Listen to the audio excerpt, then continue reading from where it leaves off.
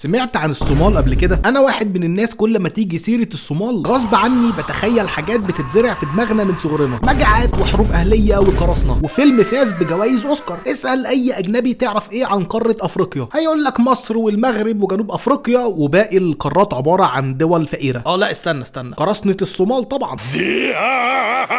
ده كلام عبثي جدا عشان مصر والمغرب وجنوب افريقيا دول فقيرة برضو. لكن اللي بيميز الصومال عند الاجانب فعلا انها الدولة اللي بتمثل الصورة النمطية بتاعة الدول الافريقية من ناحية المجاعات والحروب الاهلية والفقر. الصومال دولة فقيرة جدا جدا جدا جدا، افقر من العمرانية يعني يا ابو عشري. عمرانية ايه يا اسطى؟ الصومال دايما بتنافس على مركز اول لافقر دولة في العالم. المشكلة مش في الفقر مش عيب، بس الصومال دايما فيها حروب اهلية، عركة بين القبائل، عركة بين الاحزاب، عركة بين الميليشيات، مدن بتتدمر ومش لاقي حد يبنيها، بلد بتخرب ومش لاقي حكومة تلمها، حالة انفصال تؤدي للاستعمار الخارجي زي ما قالوا لنا في فصل تانية رابع في الابتدائية. لو جمعت خيرة شباب الشرابية يحتلوها في ثانية الا ثانية. الجماعات الصومالية عندهم تقريبا الحرية انهم يعملوا اي حاجة. ثانية واحدة بس لازم اوضح الجملة دي عشان سكان ايجيبت هيفهموها انهم بيلبسوا بيكيني في ميدان عام. لا انا قصدي هنا انهم عندهم الحرية يطربقوا البيوت فوق نافوخ اللي ساكنين فيها، حرية العنف والدمار يعني، او يأجروا مركب من السيد ابو العربي وياخدوا معاهم لوفي وزورو ويبداوا رحلة القرصنة. حوالي 80% تقريبا من السكان عايشين حياة بدوية او شبه بدوية. والحتة الصغيرة اللي فوق على الشمال دي شايفينها؟ الحتة دي بقى قالوا لك مع نفسك يابا انا في الخلعون وانت في النفخون، وقرروا يتحدوا ويكونوا حاجة اسمها صومالي لاند وينفصلوا عن الصومال نفسها. وفكرة تأسيسها جه بعد الاستقلال من الاحتلال البريطاني، ودي كانت اول قطعة ارض تنال الاستقلال في الصومال. فجم جماعة قومجية قالوا لك عايزين نعمل دولة شعبها بالكامل بيتكلم اللغة الصومالية وليهم علم خاص بيهم، وده شكله لو ما شفتوش قبل كده، لكن لسه دولة غير معترف بها رغم انهم بيطلعوا جوازات سفر خاصة وعملة خاصة بيهم. باقي الصومال تقريبا 75% تحت خط الفقر اللي هو تحت جامد، تحت قوي، بينما الصومال التانية اللي هي في الشمال دي 25% بس تحت خط الفقر. ازاي الصومال وصلت للحال ده؟ وليه صومالي لاند حالهم افضل وايه مستقبلها؟ يلا بينا نشوف. ومعاكم محمود عشري من 5 في عينك، ويلا بينا نبدا. زي اي درس جغرافيا ب3 جنيه ما بيقول، موقع الصومال الجغرافي مميز جدا. شرق البلد بالكامل بيطل على المحيط الهندي، وشمال البلد بالكامل بيطل على خليج عدن، وده بيدي ميزه للصومال ان البحر الاحمر بيطرش اي حاجه خارجه منه على حدود الصومال البحري. والمنطقه دي بالذات طول عمرها على مر التاريخ منطقه تجاريه بحريه، افريقيا والشرق الاوسط والهند وشرق اسيا. وبعد ما تم حفر قناه السويس التجاره وصلت لاوروبا وقريه شم البصل في محافظه المنيا. لحد اللحظه دي 30% من تجاره العالم بيعدي من قدام الصومال، وبسبب المنطقه التجاريه البحريه دي الصوماليين دايما كانوا تجار بحريين. محنك قاعد هناك هيقول لي ايوه عشان كده الصومال لما بقت بزراميط التجار قلبوا قراصنه. ده كلام حقيقي ومبروك عليك كاس الملك الحنيو. وبرغم ان معظم حدود الصومال محاط بالميه، انما البلد نفسها ما فيهاش ميه بشكل كافي. في الجنوب هتلاقي شويه اراضي فيها ميه مبلوله، انما في الشمال الارض صحراء اكتر من دماغ صاحبك الاقرع، والسحاب على معظم الاراضي بيطرطر مش بيمطر، اللي هو مطره خفيفه جدا. ومفيش غير نهرين في الجنوب اثيوبيا شبه متحكمه فيهم، وده معناه ان الاجزاء الصحراويه اللي في معظم البلد صعب جدا تقدر تعيش فيهم، لان الصومال ببساطه مش قادره توصل ميه لاراضي غير الاراضي الجنوبيه. ولو مش هتعرف توصل ميه فبالتالي مش هتعرف تبني بيوت وتزرع اراضي. يعني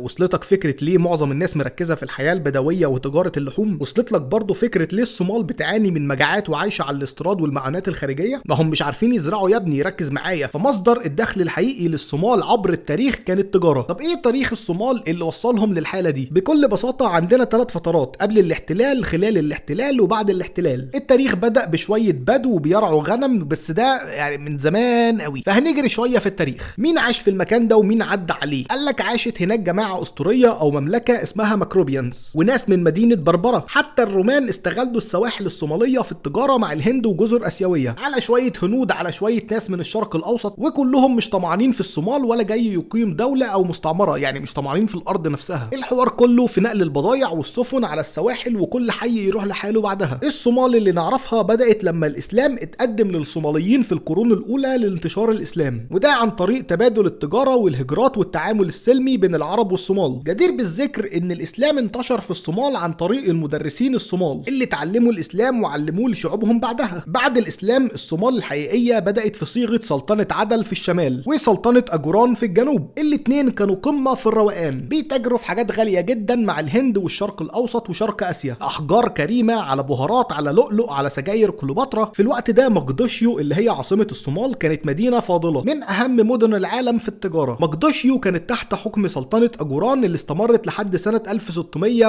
وشوية، بعد ما جماعات تانية كتير جم بدلهم، ودي كانت اخر فترة الصومال كان ليها تأثير بطريقة شرعية على تجارات العالم. ومن ساعتها البلد نازلة بس، مفيش صعود، مفيش حياة، مفيش امل، مفيش صوص بيستاشيو. واهم سبب لحالة التدهور من ساعتها ان الصومال ما اتحدتش ابدا. طبعا الصومال تبان انها دولة متحدة عادي، بس الصومال من جوه نفسها عمرها ما اتحدت بسبب صراع القبائل الداخلي. يعني مثلا شعب الصومال متقسم ل6 قبائل اساسية: دارود واسحاق والدر وهوية والرحونين وبندرون، مش بندرين بندريون، يعني بندريون. وجوه كل قبيلة من ال6 صراعات داخلية، يعني صراع داخلي في الصومال جواه صراع داخلي في كل قبيلة. انت فاهم حاجة؟ انت مش فاهم حاجة. بالاخر يعني جوه كل قبيلة اساسية هتلاقي قبائل فرعية خارجة منها عاملين نوش. ومش عايزين ننسى ان فكرة الدية موجودة طبعا بين القبائل، يعني حاجة كده شبه الطار اللي بتسمع عنه في الصعيد، بس بدل ما بتاخد بطارك من قبيلة تانية ممكن تتحل بان يدفع لك دية. واغلب الوقت محدش بيدفع لحد عشان كلها طفرانة، كلها مفلسة، كلها معاش فلوس. فلما قبيلة تقتل حد من قبيلة تانية بييجوا ياخدوا بطارهم، ولما بياخدوا بطارهم ناس تانية بتعوز تاخد بطارها، وهكذا بقى. يعني الجمعية ودايرة قطر ما بيقفش. فتستنتج من هنا ان دايما في خناقات وصراعات قبائل، والحال وصل ان مفيش ولا قبيلة ولا جماعة عارفة تأسس نظام. وهنا يدخل عامل الاستعمار اللي بيجبر القبائل دي انهم يتعاملوا مع بعض. اللي هو المستعمر ممكن يقول لهم مثلا: بصوا يا رجالة، عشان نبقى على مية بيضة، يا تتعاملوا مع بعض وتبقوا مستعمرين كده ولزاز، يا هنفخكم قبيلة قبيلة. في دول افريقية كتير اتفشخت بسبب الاستعمار وسرقة الموارد الطبيعية، بس ممكن تقول ان الصومال مش من الدول دي. البلد كده كانت عايشة في مية المخلل، عشان ما كانش فيه شغل، ما كانش فيه عمليات استخراج، ما كانش فيه تجارة، وما كانش فيه تصنيع او زراعة. اللي هو مثلا عندنا يورانيوم في البلد بس سايبينه وقاعدين نشوف مين تف على وش مين. عندنا خناقة مع انهي قبيلة النهاردة. في سنة 1884 اوروبا كانت مخربلة الدنيا في افريقيا، مقسمين القارة ولا اكنها عزبة ابوهم. وطبعا حالة الصومال دي كانت مادة خام للاستعمار، بلد فيها موارد مهمة اهلها سايبينها تخمر في الارض وقاعدين بيتعاركوا. بالتالي الاوروبيين استعمروا الصومال وسط الغربلة ما بين القبائل. واحد هيقول لي طبعا القبائل اتحدت ضد الاستعمار، اللي هو انا واخويا على ابن عمي، وانا وابن عمي على الغريب. لا لا لا لا لا، وسط الاستعمار كملوا ضعك في بعض عادي، يعني الوضع ما اتغيرش. ودلوقتي جه وقت قصه ارضين الصومال اللي اتقسموا ما بين الانجليز والطلاينه. في جزء الانجليز كان في حركه اسمها حركه الدراويش الصوماليه، كانت على قدها، يعني بتاع 6000 جندي كده كحد اقصى، بس كانت عامله قلق، يعني كانوا بيتكلموا صومالي ومحدش فاهم منهم حاجه. الانجليز ما عرفوش يسيطروا عليهم قوي، او ممكن تقول ما اهتموش بالسيطره عليهم قوي. كل اللي كان يهم الانجليز هو يعني قواعدهم العسكريه اللي على السواحل، لكن الناس تولع البلد، يعني مش محتاجينها، احنا بس عايزين نراقب تجارتنا اللي بتمر على الساحل الصومالي. ففكوهم من حرب الدراويش والقبائل من نفسهم وما حاولوش السيطره عليهم. الطلاينه برضو ما عرفوش يسيطروا قوي على حروب القبائل بين بعضها، بس طوروا شويه في اراضي الجنوب اللي هو عشان يستعمروا على نظافه. حاولوا يطوروا التجاره اكتر زي تجاره الموز والقطن، لكن فشلوا. مفيش حد يشتغل يا عمنا، الصوماليين مشغولين بمين هياخد طار مين النهارده. لو تحس ان الطلاينه والانجليز جابوا لنفسهم صداع في الصومال. اي مستعمر بيخش بلد بيتوقع مقاومه ضدهم وبيعمل حسابه ويخطط ياما، انما ادخل بلد استعمرها الاقيهم بيدبوا في بعض، مش حالين بعض حتى في وجودي. جديده دي يا اسطى. كل ارض مستعمره في الصومال عمل لهم علم يخصهم بالشكل ده، لحد ما الحرب العالميه الثانيه وصلت. فجاه الصومال قالت لك ايه ده، صدق احنا مستعمرين وفي اجانب في بلدنا. الانجليز وظفوا شرطه مخصوص لحمايه قواعدهم التجاريه، وشويه جماعات من كينيا في نفس الوقت لنفس الغرض. والطلاينه عملوا شويه محاولات لتعليم الاطفال وانشاء مدارس وبتاع. فالصومال اتطورت سيكا، يعني النمو السكاني ازداد، و40% زياده في نسبة الناس اللي بتعرف تكتب وتقرا. تأمين الأكل للسكان بدأ ينتظم شوية. الصومال كان يبان عليها دولة نامية في الفترة دي زي جنوب أفريقيا مثلا. بعدها بقى كان في جماعة صومال متعلمين، يعني عملوا اجتماعات بين بعضهم، قالوا لك مش جه الوقت اللي نخلع فيه من الاستعمار، يعني طولوا شوية معانا، يا بخت منظر وخفف. فالحزب الصومالي الوطني بدأ يكتسب شعبية، وبدأوا يأسسوا اجتماعات لتوحيد الصومال ككل، بدل ما هي يعني ب10 جنيه فول كل كيس لوحده.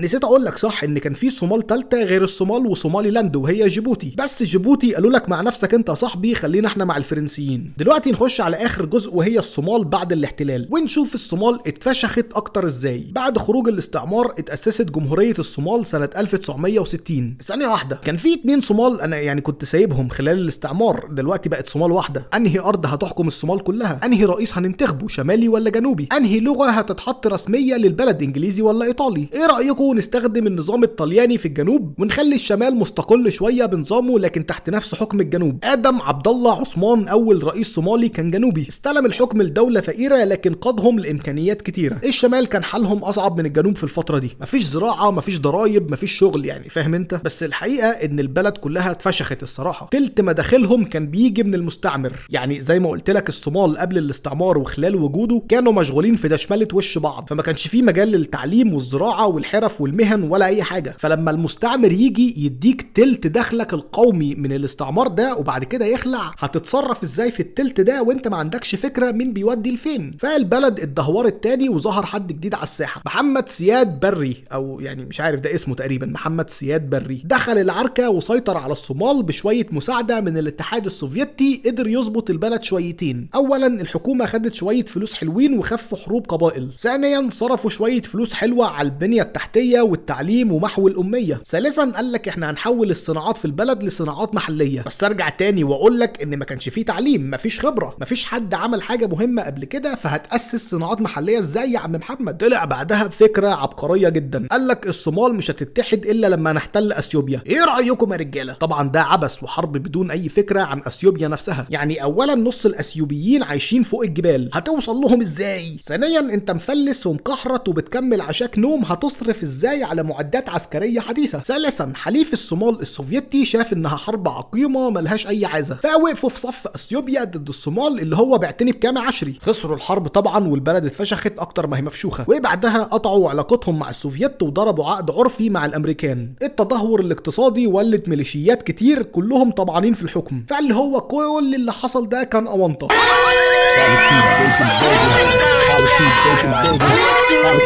ورجعنا تاني لحروب القبائل بس بمسمى جديد اللي هو ميليشيات عشان نواكب العصر. بس ما بقاش فيه مجال لزراعة او صناعة اكل في البلد، وما بقوش قادرين على اسعار استيراد سلع غذائية غير الاكل بقى. يعني مفيش مية، مفيش ادوية، عملات اجنبية، مفيش بنزين، مفيش اي حاجة. ورجعت الصومال للوضع اللي كانت عليه قبل وخلال الاستعمار. في نفس الوقت صومالي لاند اللي هي في الشمال عرفوا يخلعوا من الصومال في اسرع وقت بعد حرب سريعة حصلت، لكن مرة تانية رجعت الصومال كاملة متكاملة وعاشوا في سلام.